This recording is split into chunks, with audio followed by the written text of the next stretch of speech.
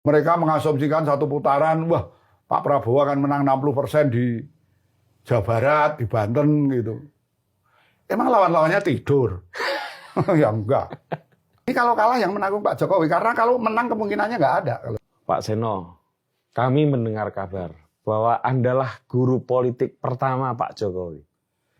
Sebenarnya gini, saya nggak sepakat dengan sebutan guru politik ya. Gitu. Yeah. Ini guru politik yang dimaksud itu seperti apa itu aku kurang sepakat ya. Bahwa saya orang yang dulu secara faktual, artinya ini sejarah ya. Yeah. Itu mendorong Pak Jokowi itu nyalon wali kota, ya saya memang itu. Dan itu bukan satu proses yang ketemu terus calon ya. Terus nyalon terus langsung ya enggak. Mungkin karena enggak, itu. Karena waktu itu beliau pengusaha mebel ya kan, furniture. Suasananya kan lagi booming. Beliau ini kan ekspor ke Eropa, Amerika. Jadi kondisinya waktu itu booming. Memang lagi hebat-hebatnya lah.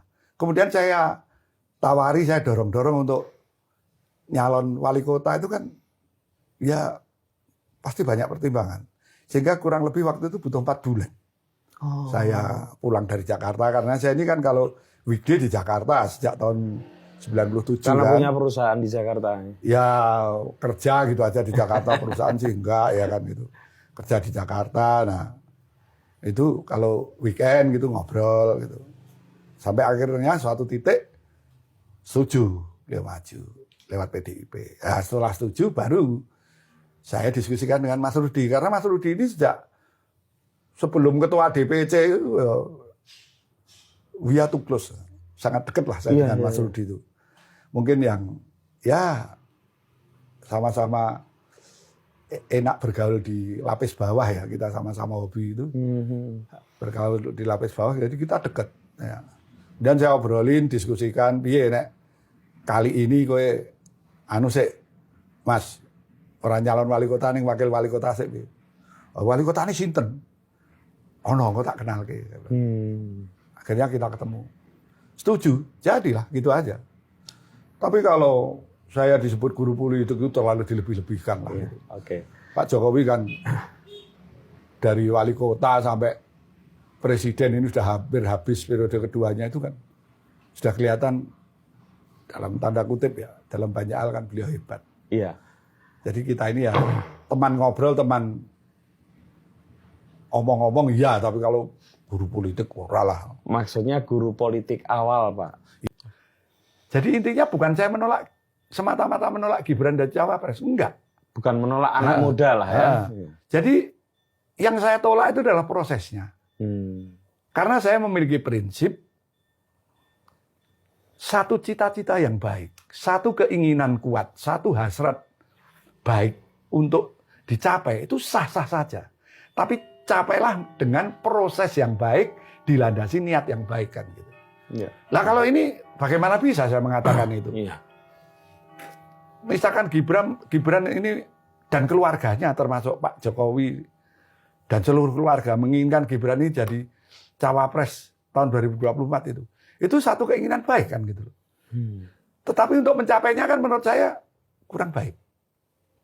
Pak Seno waktu itu kaget nggak ketika kemudian Mas Gibran akhirnya diputuskan jadi cawapres dengan Pak Prabowo?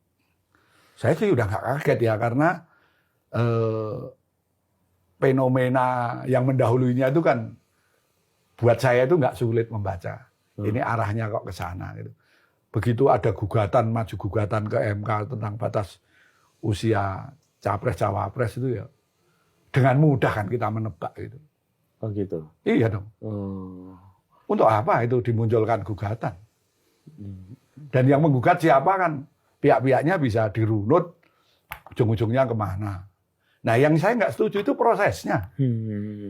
Karena apa? Kok sampai sebegitunya harus merubah satu aturan, sebuah konstitusi ya gitu loh. Nah itu kalau saya, jadi misalkan mereka mengasumsikan satu putaran, wah Pak Prabowo akan menang 60% di Jawa Barat, di Banten gitu. Emang lawan-lawannya tidur? Ya enggak. Ya kan kita lihat aja nanti. Kita ngapain silang pendapat, bertengkar ngotot-ngotot sekarang. Santai aja. Namanya satu momen Pilpres ini salah satu bentuk pesta demokrasi 5 tahunan kan gitu. Betul. Ya sebutan pesta ya ayo kita riang gembira dong kita ikuti. Jangan pakai ngancam, jangan pakai intimidasi, jangan pakai marah-marah. Biasa aja ya kita ikuti, kita dewasakan rakyat ini berdemokrasi. Ya kan? Nanti juga saya yakin kubu mereka yang ngomong satu putaran ini kan kaget-kaget. Nah, iya dong, emangnya bisa nyepelein Mas Ganjar sama Pak Mahfud, bisa nyepelein Anies dengan Caimin.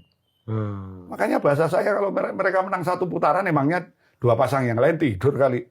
Ngantem ya. Saya jujur meragukan kok. Kalau Pak Jokowi itu bisa mengorkestrasi pemenangan ini. Karena apa? Pak Jokowi itu selama ini itu jadi calon.